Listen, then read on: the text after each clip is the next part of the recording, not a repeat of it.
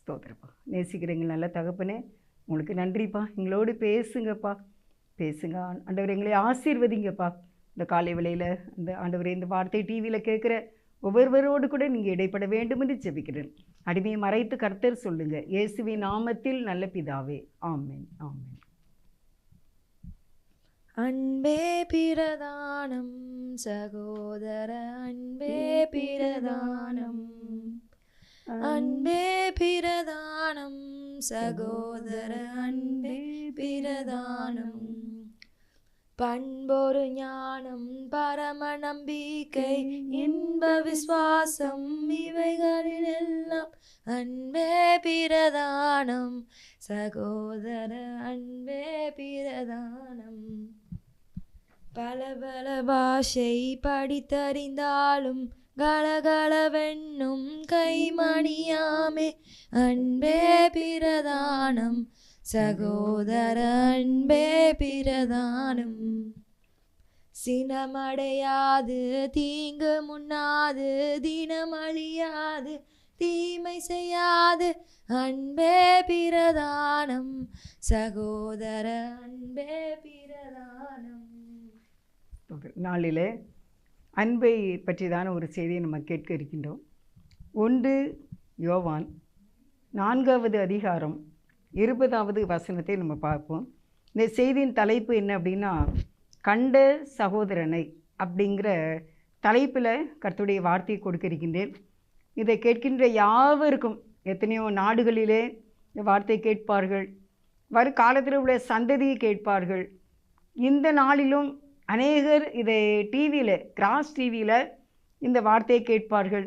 இன்னும் யூடியூப்பில், வாட்ஸ்அப்பில், அநேகர் ஃபேஸ்புக்கில் எல்லாரும் இந்த கர்த்தருடைய வார்த்தையை அவர்கள் கேட்பார்கள். இந்த வார்த்தை எல்லாருக்கும், இதை கேட்கின்ற ஒவ்வொருவருக்கும் இது பிரயோஜனமாகவும், இது நிமித்த ஒரு ஆசீர்வதிக்கப்படவும் நான் ஜெபித்திருக்கிறேன். கர்த்தர் உங்களை ஆசீர்வதிப்பாராக. 1 யோவான் 4வது அதிகாரம் 20வது வசனத்தை வாசிக்க கேட்போம். தேவனிடத்தில் அன்பு கூறுகிறென்று ஒருவன் சொல்லியும் தன் சகோதரனை பகைத்தால் அவன் பொய்யன். தான் கண்ட சகோதரியினிடத்தில் அன்பு கூறாமல் இருக்கிறவன் தான் காணாத தேவனிடத்தில் எப்படி அன்பு கூறுவான்? பாருங்க, தேவனிடத்தில் அன்பு கூறுகிறேன் என்று ஒருவன் சொல்லியும் தன் சகோதரனை பகைத்தால் அவன் பொய்யன் என்று வேதம் சொல்லுகிறது. நான் தேவனிடத்தில் அன்பாக இருக்கின்றேன், நான் தேவனை நேசிக்கின்றேன், வேதம் வாசிக்கின்றேன், நான் ஆலயத்துக்கு செல்லுகின்றேன், நான் கர்த்தருக்கு கொடுக்கிற காணிக்கையை கொடுக்கின்றேன், ஊழியம் செய்கின்றேன், ஊழியத்தை தாங்குகின்றேன் என்றெல்லாம் நம்ம சொல்லுகிறோம். எல்லாருடைய வாழ்க்கையிலையுமே நம்ம இப்படியான நிறைய காரியங்களை செய்து கொண்டு இருக்கின்றோம். ஆனால் வேதம் இதை எப்படி ரொம்ப கருத்தான ஒரு வசனத்தை நமக்கு முன்பாக இன்றைக்கு ஆண்டவர் வைக்கின்றார். தேவனிடத்தில் அன்பு கூறுகிறேன் என்று ஒருவன் சொல்லியும் தன் சகோதரனை பகைத்தால் அவன் பொய்யன் என்று ஆண்டவர் சொல்கின்றார். யோவான் இயேசுவின் மார்பிலே சாய்ந்திருந்த அருமையான அன்புள்ள ஒரு சகோதரன், அந்த யோவான் சீடர். அவர் சொல்கிறார், நான் தேவனிடத்தில் நான் அன்பு கூறுகிறேன் என்று நீ சொன்னாலும் உன் சகோதரனை, உன்னுடைய சகோதரியை நீ பகைத்தால், நீ அற்பமாக எண்ணினால், நீ வீணாக போராடினால் நீ பொய்யன் என்று கர்த்தருடைய வேதம் சொல்கிறது. அதே இதில் பார்த்தீங்கன்னா, தான் கண்ட சகோதரனிடத்தில் அன்பு கூறாமல் இருக்கிறவன் தன் காணாத சகோதரனிடத்தில் எப்படி அன்பு கூறுவான்? அப்போ நீ பார்க்கிற உன்னுடைய சகோதரனிடத்தில் உன்னால் அன்பு செலுத்த முடியல. அப்படியானால் நீ காணாத உன் சகோதரனிடத்தில், தேவனிடத்தில் நீ எப்படி அன்பு கூறுவாய் என்று இன்றைக்கு இந்த வேதத்தினுடைய வார்த்தை நமக்கு முன்பாக நிற்கின்றது. கர்த்தருடைய வார்த்தையின்படி நம்ம கீழ்ப்படியும் போது தான் கர்த்தர் சொன்ன ஆசீர்வாதங்கள், வாக்கு தத்தங்கள் எல்லாமே நமக்கு பலிக்கும். எல்லாம் சொல்லுவாங்கள்ல, பாவ மன்னிப்பு இல்லாமல், பாவ அறிக்கை இல்லாமல் விசுவாச அறிக்கை செல்லாது. அப்போ நம்ம முதலாவது நாம் காண்கின்ற சகோதரனை, நம்முடைய சகோதரியை நாம் அன்பு செலுத்த வேண்டும். இந்த உலகத்தில் வந்து மனிதனாய் பிறந்தவனுக்கு மன்னிக்க தெரிய வேண்டும், மறக்க தெரிய வேண்டும். நாம் மன்னிக்க வேண்டும். அன்பில்லை என்றால் ஒன்றுமே இல்லை. கிறிஸ்டினால என்னது தான்? அன்பு தான்.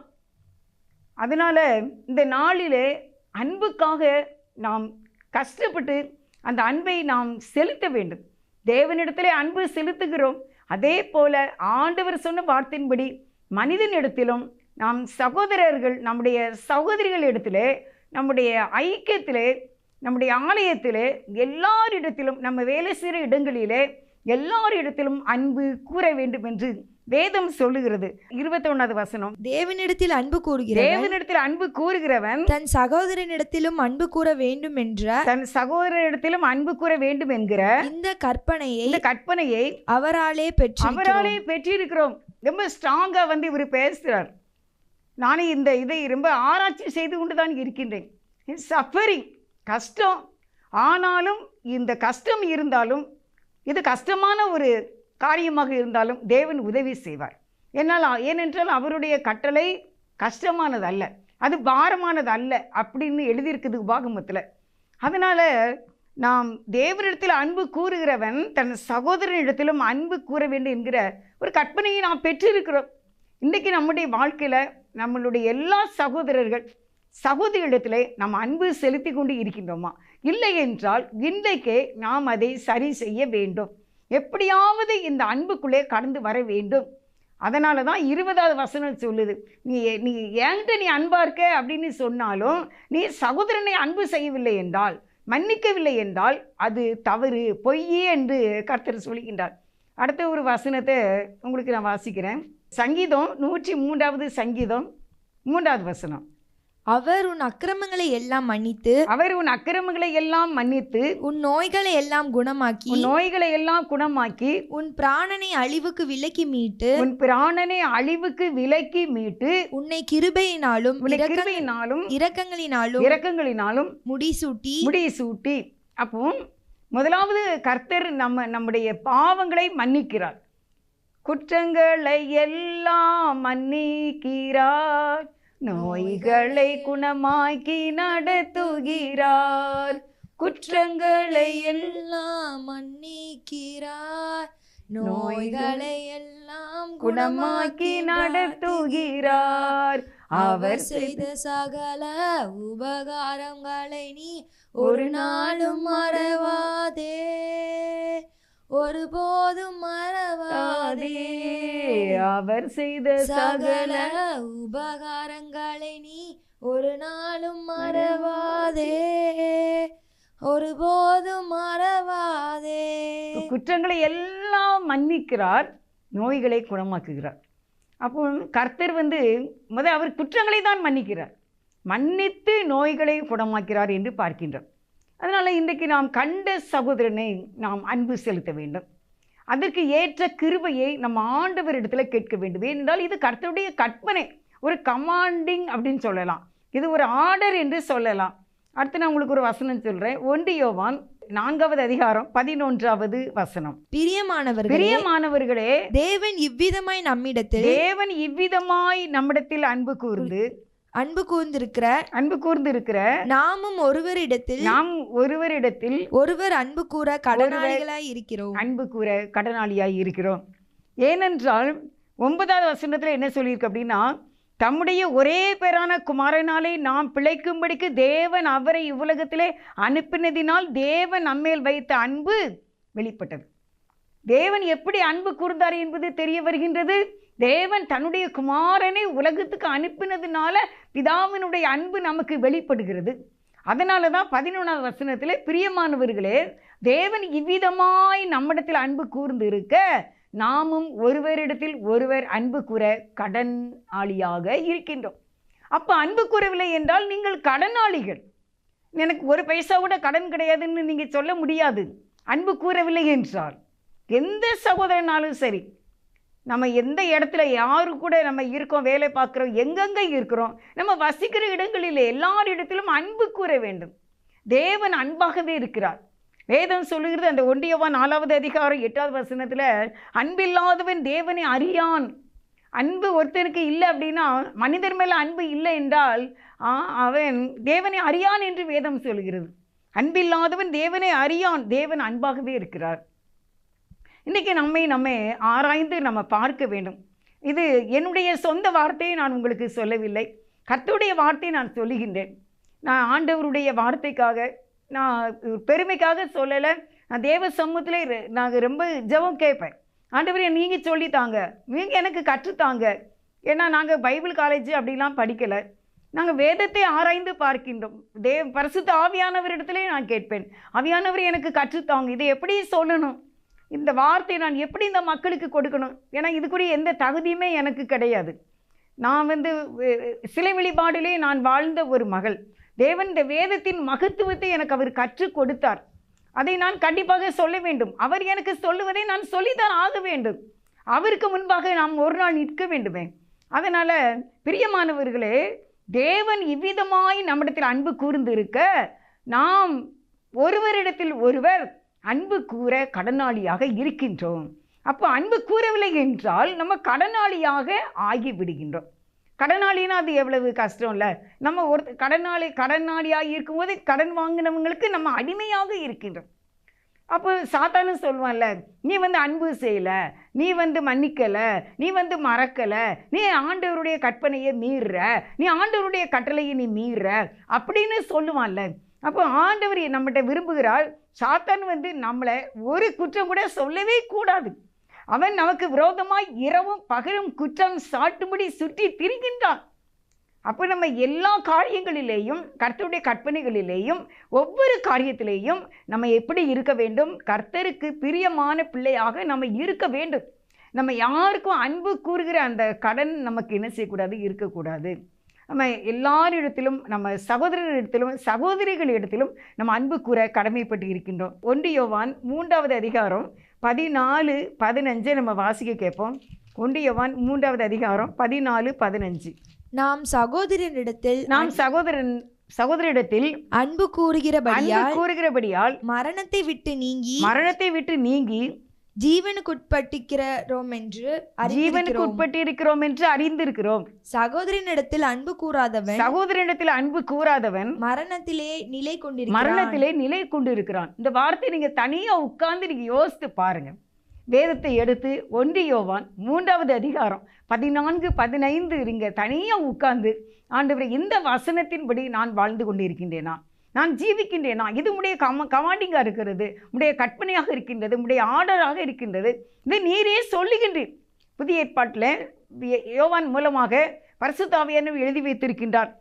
நாம் சகோதரிடத்தில் அன்பு கூறுகிறபடியால் மரணத்தை விட்டு நீங்கி ஜீவனுக்கு உட்பட்டு இருக்கிறோம் என்று அறிந்திருக்கிறோம். அப்போ சகோதரனிடத்தில் அன்பு கூறுகிறவன், தன்னுடைய சகோதரியிடத்திலே அன்பு கூறுகிறவன், தன் தாயினிடத்திலே அன்பு கூறுகிறவன், தன் பெற்றோரிடத்திலே அன்பு கூறுகிறவன், தன்னுடைய ஆவிக்குரிய ஐக்கியத்திலே உள்ளவர்களிடத்திலே அன்பு கூறுகிறவன், தன்னுடைய சபையிலே அன்பு கூறுகிறவன்.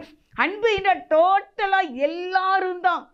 அது ஏழையாகவும் இருக்கலாம், பணக்காரனாகவும் இருக்கலாம், தர்மம் எடுக்கிறவங்களாக இருக்கலாம், கஷ்டப்பட்டவங்களாக இருக்கலாம், படிக்காதவங்களாக இருக்கலாம், படித்தவங்களாக இருக்கலாம், பணக்காரனாக இருக்கலாம், ஏழையாக இருக்கலாம்.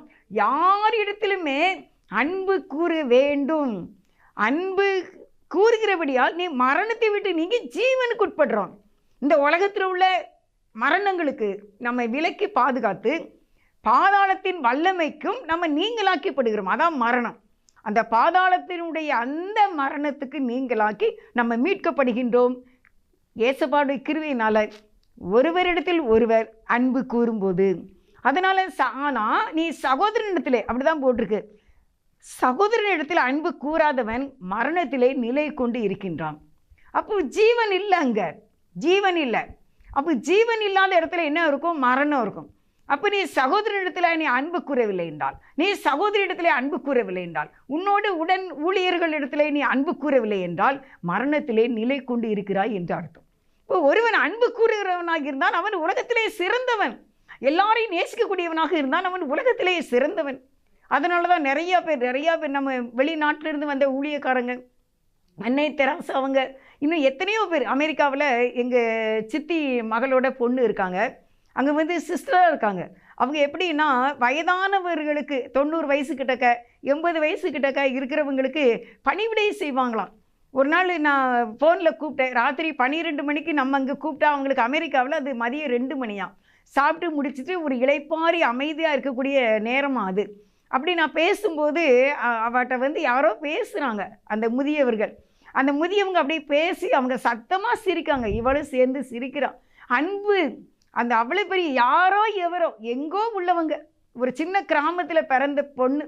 அது அமெரிக்காவில் உள்ள அந்த இங்கிலீஷ் அவள் படித்து அங்கே உள்ளவங்களுக்கு அந்த பணிவிடை அன்னை தெரசா மாதிரி தான் எங்களுடைய ஊழியம் அப்படின்னு சொல்கிறார். அங்கே உள்ளவங்களுக்கு அந்த வேலையை செய்து மகிழ்ச்சியோடு செய்கின்றார். எவ்வளோ வயது கிட்டக்க உள்ளவங்கள் ஆனாலும் அவங்களை பராமரித்து அவங்களுக்கு சேவை செய்து கொண்டு இருக்கின்றார். அன்பு இவள் ஜீவனிலே நிலைத்திருக்கின்றாள் என்று பார்க்கின்றோம்.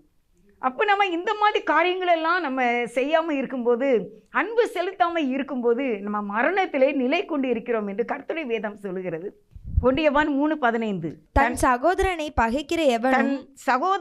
பகைக்கிற எவனும் மனுஷ கொலை பாதகனாய் இருக்கிறான். மனுஷ கொலை பாதகவன் எவனோ அவனுக்குள் நித்திய ஜீவன் நிலைத்திருக்கிறது என்று அறிவீர்கள். இதை வாசிக்கும் போது உங்களுக்கு எப்படி இருக்கு? கண்டிப்பாக நம்ம எல்லாரையும் அன்பு செலுத்தும்படி நம்முடைய இருதயத்திலே நம்ம ஏவப்பட வேண்டும். நம்ம இருதயத்தை ஆண்டவருக்கு என்று ஒப்பு கொடுக்க வேண்டும். ஆண்டவரே, எனக்கு இந்த அன்பை எனக்கு தாரும், இந்த அன்பு எனக்கு வேண்டும் ஆண்டவரே. ஏனென்றால் தன் சகோதரனை பகைக்கிற எவனும் மனுஷ கொலை பாதகனாக இருக்கின்றான். நான் ஆண்டவருடைய ரட்சிப்பை பெற்ற அந்த காலங்களில் இந்த வசனத்தை நான் படித்தேன். அப்போ படிக்கும்போது நீ ஒருவனை ஒரு கத்தியை அருவாளை வச்சு நீ வெட்டி கொலை செய்கிற அந்த கொலையை இதில் சொல்லலை. அன்பு இல்லை என்றாலே நீ மனிதனை கொலை செய்கிறவனாய் கொலை பாதகன் என்று வேதம் சொல்லுகிறது. அருமையானவர்களே, இன்றைக்கி இந்த வசனத்திலே நீங்கள் உட்கார்ந்து ஆராய்ந்து பாருங்கள். இது உங்களை நித்திய ஜீவனிலே கொண்டு சேர்க்கும். இந்த பூமியிலே உங்களை ஆசீர்வதிக்கும். நீங்கள் அநேகருக்கு ரோல் மாடலாக இருப்பீர்கள். அநேகருக்கு நீங்கள் ஆசீர்வாதமாய் இருப்பீர்கள். இந்த அன்புங்கிற தேவனுடைய வார்த்தைக்கு கட்டுப்பட்டு வாழும்போது நீங்கள் அநேகருக்கு பிரயோஜனமாக இருப்பீர்கள். நீங்கள் உங்களுடைய குடும்பத்துக்கு பிரயோஜனமாக இருப்பீர்கள். உங்களுடைய சுற்றிலும் இருக்கிறவர்களுக்கு நீங்கள் ஆசீர்வாதமாக இருப்பீர்கள். அருமையான சகோதரர்களே, சகோதரிகளே, அருமையானவர்களே, தன் சகோதரனை பகைக்கிற எவனும் அவன் மனுஷ கொலை பாதகன். யோசித்து பாருங்க, நான் மனுஷ கொலை பாதகனா? என் சகோதரனை நான் பகைக்கின்றேனா? நான் மனுஷ கொலை பாதகனா? இல்லை, நான் ஆண்டவருடைய பிள்ளையா? நான் என் தேவனுடைய குமாரத்தியா? என் தேவனுடைய குமாரனா என்று நீங்கள் சற்று இதில் பிரேக் போட்டு நீங்கள் உங்களை ஆராய்ந்து பாருங்கள். அதை ஒட்டிய வசனம், மனுஷ கொலை பாதகவன் எவனோ அவனுக்குள்ளே நித்திய ஜீவன் நிலைத்திராது. நித்திய ஜீவன் என்றால் பரலோகம். தேவன் நமக்குள்ளே நிலைத்திருக்க வேண்டுமானால் நாம் பிறரை நாம் நேசிக்கத்தான் வேண்டும், அன்பு செய்யத்தான் வேண்டும். மரணத்திலே நம்ம நிலை கொண்டு இருக்க தேவனுக்கு பிரியமில்லை. அதனால் அருமையானவர்களே, இந்த நாளிலே நீங்கள் உங்களை ஆண்டவருக்கென்று அர்ப்பணியுங்கள். ஆண்டவரே, நான் இனிமேல் இன்று முதல் நான் அன்பு செலுத்துவேன். நான் மரணத்திலே நிலை கொண்டிருக்க மாட்டேன். எனக்குள்ளே நித்திய ஜீவன் வேண்டும். நான் அன்பு செய்வேன், நான் மன்னிப்பேன், நான் மறப்பேன். இந்த செய்தி கேட்கின்ற எத்தனையோ பேர், ஆயிரக்கணக்கான பேர் டிவியில் கேட்குறாங்க, எத்தனையோ நூற்றுக்கணக்கான பேர் யூடியூப்பில் கேட்குறாங்க. இன்னும் எத்தனை ஆண்டு காலம் இந்த வார்த்தைகளை கேட்பார்கள். நிச்சயமாய் நீங்கள் எல்லாரும் நித்திய ஜீவனுக்குள்ளான ஜீவன் பெற்ற ஒரு வாழ்க்கையை நீங்கள் வாழ்வீர்கள் என்று கர்த்தருடைய நாமத்தினாலே நான் விசுவாசிக்கிறேன். அடுத்த வசனம் பார்க்கலாம். யோவான் 17வது அதிகாரம் 21-22. யோவான் 17வது அதிகாரம் 21-22. அவர்கள் எல்லாரும் ஒன்றாயிருக்கவும் பிதாவே நீர் என்னை அனுப்பினதை உலகம் விசுவாசிக்கிறதற்காக நீர் என்னிலேயும் நான் உம்மிலேயும் இருக்கிறது போல அவர்கள் எல்லாரும் நம்மில் ஒன்றாயிருக்கவும் வேண்டிக் கொள்கிறேன். 21 மட்டும் நம்ம பார்ப்போம். 17-21 முதல் பார்க்கலாம். அவர்கள் எல்லாரும், யார் தன்னுடைய பிள்ளைகளை ஆண்டவர் சொல்லுகின்றார், அவர்கள் எல்லாரும் ஒன்றாய் இருக்கவும் பிதாவே நீர் என்னை அனுப்பினதை உலகம் விசுவாசிக்கிறதற்காக நீர் என்னிலேயும் நான் உம்மிலே இருக்கிறது போல அவர்கள் எல்லாரும் நம்மில் ஒன்றாய் இருக்கும்படி வேண்டிக் கொள்கிறேன். தன்னுடைய சீடர்கள், இன்றைக்கு நம்ம இயேசுவை ஏற்றுக்கொண்டிருக்கிறோம், ரட்சிக்கப்பட்டிருக்கிறோம். அவருடைய பிள்ளையாக இருக்கின்றோம். நாமேல் எல்லாரும் பிதாவும் இயேசுவும் ஒன்றாய் இருக்கிறது போல நாமும் அவரிலே ஒன்றாய் இருக்கும்படிக்கு இயேசுவானவர் ஜெபம் பண்ணுகிறார். எப்படி பார்த்தீங்களா? இவ்வளவு பெரிய ஒரு ஐஸ்வர்யவான், சர்வலோகத்தை படைத்த சக்கராதிபதி, சர்வ சிருஷ்டிக்கும் எஜமான். அந்த எஜமான், சர்வ சிருஷ்டிக்கும் எஜமானன் நீரே, சர்வ சிருஷ்டியை காப்பவர் நீரே, இதயத்தில் உம்மை போற்றுகின்றோம், என்றென்றும் பணிந்து புகழ்வோம். சர்வ சிருஷ்டிக்கும் எஜமானன். இந்த சர்வ சிருஷ்டிக்கும் எஜமானன் சொல்கின்றார், இவர்கள் எல்லாரும் நம்மிலே ஒன்றாக இருக்க வேண்டும் என்று பிதாவினிடத்திலே கேட்கின்றார். இது எவ்வளவு பெரிய அன்பு! ஏசப்பா, எங்களை நீங்கள் பிதாவுட சேர்க்குறீங்களே, எங்களுக்கு எவ்வளோ நல்லா இருக்கு. இயேசுவே, நம்ம ஒன்றும் இல்லாத குப்பை தூசி, நம்ம ஒன்றுக்கு உதவாதவர்கள், பாவிகள், பலவீனர்கள், ஏழை எளிய மக்கள், கல்வி இல்லாதவங்க கூட எப்படிப்பட்ட பலவீனராக இருந்தாலும் ஆண்டவர் சொல்கின்றார், நீ என்னிலே ஒன்றாய் இருக்க வேண்டும், என்னிலே ஒன்றாய் இருக்க வேண்டும். அடுத்த வசனம் வாசிக்க கேட்போம். 22, யோவான் 17:22. நாம் ஒன்றாய் இருக்கிறது போல, ஒன்றாய் இருக்கிறது போல அவர்களும் ஒன்றாய் இருக்கும்படி நீர் எனக்கு தந்த மகிமையை நான் அவர்களுக்கு கொடுத்தேன். நம்ம எல்லாரும் ஒன்றாய் இருக்கணும் அப்படின்னு நான் கேட்குறேன்ல, அதனால நீர் எனக்கு தந்த மகிமையை நான் அவர்களுக்கு கொடுத்தேன். என்னுடைய தகப்பனார் எனக்கு சொத்து வைத்திருக்கின்றார், இந்த சொத்தை நான் என் பிள்ளைக்கு கொடுக்கின்றேன். அப்படி போல பிதாவாகிய தேவன் இயேசுக்கு கொடுக்கிறத இயேசு நமக்கு கொடுக்கின்றார். எவ்வளோ அன்பு பாருங்க! இப்படியான ஒரு அன்பு, அந்த மகிமையை, இந்த குளோரியை, இந்த புகழ்ச்சியை, இந்த கீர்த்தியை நான் அவர்களுக்கு கொடுக்கின்றேன். அல்லேலூயா! கர்த்தர் நல்லவர். பாருங்க, இந்த அன்பினாலே நாம் இவ்வளவு பெரிய ஒரு காரியத்தை நம்ம பார்க்கின்றோம். அடுத்து நீங்க பார்க்கணும், 1 கொரிந்தியர் 13வது அதிகாரம் 1வது வசனம். நான் மனுஷர் பாஷைகளையும் தூதர் பாஷைகளை பேசினாலும் அன்பு எனக்கு இராவிட்டால் சத்தமிடுகிற வெண்கலம் போலவும் ஓசையிடுகிற கைத்தாளம் போலவும் இருப்பேன். பாருங்க, இந்த முதல் வசனத்துல என்ன சொல்லியிருக்கு அப்படின்னா, நான் மனுஷர் பாஷைகளை பேசினாலும் தூதர் பாஷைகளை பேசினாலும் அன்பு எனக்கு இராவிட்டால் சத்தமிடுகிற வெண்கலம் போல ஓசையிடுகிற கைத்தாளம். சும்மா கை தட்டிக்கிட்டே இருக்கிறதுனால என்ன பிரயோஜனமும் கிடையாது. கீழே விழுந்து ஒரு வெண்கலம் தன்னாலே கீழே விழுகிறது, அதனால எந்த ஒரு பிரயோஜனமும் கிடையாது. அடுத்த வசனம், நான் தீர்க்க தரிசன வார்த்தை உடையவனாய் இருந்து சகல ரகசியங்களையும் சகல அறிவையும் அறிந்தாலும் மலைகளை பேர்க்கத்தக்கதாக சகல விசுவாசம் உள்ளவனாய் இருந்தாலும் அன்பு எனக்கு இராவிட்டால் நான் ஒன்றுமில்லை. 13வது அதிகாரம் 2வது வசனத்தை பாருங்க. நீ தீர்க்க தரிசனம் வர உங்களுக்கு இருக்கலாம், சகல ரகசியங்களையும் அறியக்கூடியவர்களாக நீங்கள் இருக்கலாம், மலைகளை பெயர்க்கத்தக்க, குற்றாலத்தில் மலை இருக்குது, அந்த மலையை எடுத்து தூர போடக்கூடிய விசுவாசம் உனக்கு இருந்தாலும், உனக்கு சகோதரனை நேசிக்கக்கூடிய அன்பு இல்லை என்றால் ஒன்றும் இல்லை. என்னுடைய வார்த்தை அல்ல, தேவனுடைய வார்த்தையை உங்களுக்கு நான் எடுத்து சொல்லிக் கொண்டு இருக்கின்றேன். இந்த கேட்கின்ற ஒவ்வொருவரும் நீங்கள் ஆராய்ந்து பார்க்க வேண்டும். தீர்க்க தரிசன வசனம், தீர்க்க தரிசனம் தான் இம்பார்ட்டன்ட். எல்லாரும் தீர்க்க தரிசன வசனத்தை நாடுங்கள், வரத்தின் நாடுகள் என்று பவுல் சொல்கின்றார். இதில் என்ன சொல்லியிருக்கு? நீ தீர்க்க தரிசனை உடையவனாய் இருந்தாலும், என சகல ரகசியமும் உனக்கு தெரிஞ்சாலும், சகல அறிவை நீ அறிந்தாலும், மலைகளை பெருக்கத்தக்க விசுவாசம் உனக்கு இருந்தாலும், அன்பு இல்லைன்னா ஒன்றும் இல்லை. அப்போ மற்றதெல்லாம் பூஜ்ஜியம் ஆயிடுது. ஆலயத்துக்கு போகிறேன் 100க்கு 100, வேதம் வாசிக்கிறேன் 100க்கு 100, தர்மம் செய்கிறேன் 100க்கு 100 அப்படின்னு எல்லாம் நினச்சிட்டு கடைசியில் அன்பு பார்த்தீங்கன்னா அது பூஜ்ஜியம் ஆயிடும். இவ்வளவு செய்திருந்தாலும் அன்பு இல்லை என்றால் ஒன்றும் இல்லையா. அடுத்த வசனத்தை வாசிக்கலாம். எனக்கு உண்டான யாவற்றையும் நான் அன்னதானம் பண்ணினாலும் என் சரீரத்தை சுட்டரிக்கப்படுவதற்கு கொடுத்தாலும் அன்பு எனக்கு இராவிட்டால் எனக்கு பிரயோஜனம் ஒன்றுமில்லை. எவ்வளவு அழகா அந்த வசனத்துல பாத்தீங்கன்னா 3வது வசனம் 1 கொரிந்தியர் 13:3. எனக்கு ஆரம்பம் எப்படி? எனக்கு உண்டான யாவற்றையும் நான் அன்னதானம் பண்ணினாள்.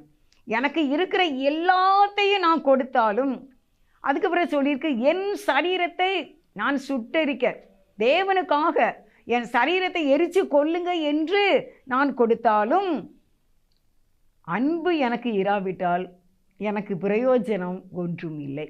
அன்பு என்பது இந்த உண்மையான சிநேகம், பாசம், அன்பு, இது இல்லை என்றால் ஒன்றுமே இல்லை என்று, பிரயோஜனமே இல்லை என்று வேதம் சொல்லுகிறது. பரிசுத்த வேதம். அருமையானவர்களே, நீங்கள் கொஞ்சம் உங்களை ஆராய்ந்து பார்க்க வேண்டும் என்று நான் கேட்டுக்கொள்கின்றேன். நான் கெஞ்சி கேட்டுக்கொள்கின்றேன். ஆண்டவரே, எனக்கு இவ்வளவெல்லாம் இருந்தாலும் என்னால் அன்பு செலுத்த முடியலை. இந்த அன்பானதுனால், இந்த அன்பு இல்லாததுனால மற்ற எல்லாமே வேஸ்டாக போய்விடுகின்றது, அது விருதாவாக போய்விடுகின்றது. அதனால் எந்த பிரயோஜனமும் இல்லை. No use, no use. இப்போ நீங்கள் என்னதான் நீங்கள் அள்ளி அள்ளி நீங்கள் ஊழியக்காரங்களுக்கு கொடுங்க, நீங்கள் என்னதான் நீங்கள் உங்கள் உடலையே சுட்டெரிக்க கொடுங்க, கிறிஸ்துவுக்காக நீங்கள் அடிபடுங்க, நீங்கள் நொறுக்கப்படுங்க, அப்படி இருந்தாலும் சகோதரனிடத்தில், சகோதரியினிடத்தில், நம்மை சுற்றி உள்ள ஆண்டவருடைய பிள்ளைகள் மத்தியிலே அன்பு இல்லை என்றால் பிரயோஜனம் ஒன்றும் இல்லை. யூஸ் அண்ட் த்ரோ, தூர தூக்கி போற்றணுங்கிற மாதிரி தான் இதில் வேதம் சொல்லுகிறது. அன்பு இல்லை என்றால் பிரயோஜனமே இல்லையாமே, எனக்கு பிரயோஜனம் ஒன்றும் இல்லை என்று வேதம் சொல்லுகிறது. அதனால் இந்த நாளிலே நாம் அன்புக்குள்ளாக கடந்து வருவோம். அன்பு வரும்போது எல்லாமே வந்துடும். விசுவாசம், நம்பிக்கை, அன்பு, இம்மூன்று நிலைத்திருக்கிறது. இவைகளில் அன்பே பெரியது. அதான் இந்த பாட்டை நம்ம படித்தோம். இன்னும் கடைசிலேயே இந்த பாட்டை நம்ம படிப்போம். அன்பே பெரியது என்ற பாடலை நாம் இன்னொரு நேரம் நம்ம படிப்போம். அப்போது இதெல்லாம் நீங்கள் கொடுத்தாலும் அன்பு இல்லை என்றால் ஒன்றும் இல்லையா. அடுத்த வசனத்தை நம்ம பார்க்க போகிறோம். 3வது வசனம் வாசித்தாச்சு. 8வது வசனம் வாசிப்போம். அன்பு ஒரு காலம் ஒழியாது. அன்பு ஒரு காலம் ஒழியாது. தீர்க்க தரிசனங்கள் ஆனாலும் ஒளிந்து போம், அந்நிய பாஷைகளன் ஆனாலும் ஒளிந்து போம், அறிவானாலும் ஒளிந்து போம். நம்முடைய அறிவு குறைவுள்ளது, நாம் தீர்க்க தரிசனம் சொல்லுதலும் குறைவுள்ளது. அப்போ பாருங்க, அன்பு என்ன செய்யுமா? ஒரு காலம் ஒழியாது. அன்பு ஒழியாதபடி நம்ம காத்துக்கொள்ள வேண்டும். அந்த அன்பிலே நாம் நிலைத்திருக்க வேண்டும். தீர்க்க தரிசனங்கள் கூட என்ன செய்யுமா? ஒளிந்து போயிருமா. அந்நிய பாஷைகள் கூட ஓய்ந்து போகுமா. அறிவு கூட ஒளிந்து போகுமா. ஆனால் அன்பு ஒரு காலம் ஒழியாது. ஆனால் அதில் சொல்கிறார் கடைசியில், நம்முடைய அன்பு குறைவுள்ளதாக இருக்கக்கூடாது. நம்முடைய அறிவு குறைவுள்ளது தான், ஆனால் அன்பு நிறைவாக இருக்க வேண்டும். அருமையானவர்களே, இந்த நாளிலே கண்ட சகோதரனை நாம் நேசிக்க வேண்டும். ஆண்டவரிடத்தில் அந்த கிருபையை நாம் கேட்க வேண்டும். ஆண்டவரே, உம்முடைய கிருபை எனக்கு தாரும், நானும் அன்பு செலுத்த வேண்டும் என்று விரும்புகிறேன். அன்பில்லை என்றால் ஒன்றுமில்லை என்று வேதம் சொல்லுகிறது. இன்னுமே நீங்கள் பார்த்தீங்கன்னா 1 கொரிந்தியர் 13வது அதிகாரத்தில் 4வது வசனம் எல்லாம் பார்த்தீங்கன்னா, அன்பு நீடிய சாந்தமும் தயவும் உள்ளது. அன்புக்கு பொறாமை கிடையாதான். அன்பு தன்னை புகழாது, அது இருமாப்பாயிராது, அது பெருமையாக இருக்காது. அன்பு என்ன இருக்காது? பெருமையாக இருக்காது. அது என்ன மேட்டுமையாக இருக்காது. அன்பு, எனக்குள்ளே அன்பு இருந்தால் எனக்குள்ளே மேட்டுமை இருக்காது. அப்போ எனக்குள்ளே அன்பு இருக்க வேண்டும். அது அயோக்கியமானதே செய்யாதான், தற்பொழிவை நாடாது, பெருமையை நாடாது. என்ன, அது சினமடையாது, அது கோபப்படாது. அன்பு இருந்துச்சுன்னா கோபம் வராது. அன்பு இருந்துச்சுன்னா தீங்கு நினையாது. அநியாயத்தில் சந்தோஷப்படாமல் சத்தியத்தில் சந்தோஷப்படும். அதனால் அருமையானவர்களே, முதலாவது 13:1 நம்ம பார்க்குறோம், நான் மனுஷர் பாசிகளையும், அது இன்னொரு வாசிங்கம்மா, 1 கொரிந்தியர் 13வது அதிகாரம் 1வது வசனம். நான் மனுஷர் பாஷைகளையும் தூதர் பாஷைகளையும் பேசினாலும் அன்பு எனக்கு இராவிட்டால் சத்தமிடுகிற வெண்கலம் போலவும் ஓசையிடுகிற கைத்தாளம் போலவும் இருப்பேன். நான் ஒன்றுமே இல்லாது இருப்பேன். அன்பு இல்லை என்றால் இந்த நாளில் ஆண்டவருடைய சமூகத்தில் சொல்லுங்க, ஆண்டவரே, நீர் என்னிலே அன்பை தாரும், எனக்கு அன்பு வேண்டும். நான் உண்மையை நேசிக்க வேண்டும், மனிதர்களையும் நேசிக்க வேண்டும். தன்னை நேசிப்பது போல பிறனையும் நேசிக்க வேண்டும் என்று வேதம் சொல்லுகிறது. நான் மன்னிக்கவும் மறக்கவும் எனக்கு கிருபை செய்தருளும். நான் கண்ட சகோதரனை நேசிக்க எனக்கு கிருபை செய்தருளும். உங்களால் முடியும். நீங்கள் முடியாதுலாம் நினைக்காதீங்க, கண்டிப்பாக முடியும். தேவன் நமக்கு ஒத்தாசையை தருவார், தேவன் நமக்கு உதவி செய்வார். கண்டிப்பாக தேவனுடைய ஒத்தாசை நமக்கு கிடைத்து இந்த அன்புங்கிற கற்பனையை நம்ம கை கொண்டு நம்ம ஜீவனிலே நிலைத்திருந்து நம்ம அவருடைய ரகசிய வருகையிலே காணப்படுவோம். இந்த பூமியிலேயும் தேவன் நம்மை அளவில்லாமல் ஆசீர்வதிப்பார். அன்பு தேவன் மேலே அன்பு, மனிதர் மேலே அன்பு இருக்கிறவனுக்கு கர்த்தர் எல்லாவற்றையும் நிறைவாக கொடுப்பார். உங்களுடைய கால் மாட்டுக்கு வரும், உங்களை தேடி வரும். உங்களை தேடி உங்களுக்கு என்ன நன்மை வேண்டுமோ அது உங்களை தேடி வரும். ஏனென்றால் தேவன் அன்பாகவே இருக்கிறார். அவருடைய பிள்ளையும் அந்த அன்புங்கிற கற்பனையை கை கொள்ளும்போது சகல விதமான ஆசீர்வாதத்தினால் தேவன் நம்மை நிரப்பும்படிக்கு நாம் இயேசுவின் இடத்திலே நம்மை விட்டு கொடுப்போம். அவர் நம்மை ஆசீர்வதிப்பார். ஒரே ஒரு கவியை மட்டும் நம்ம அந்த பாட்டை படிப்போம்.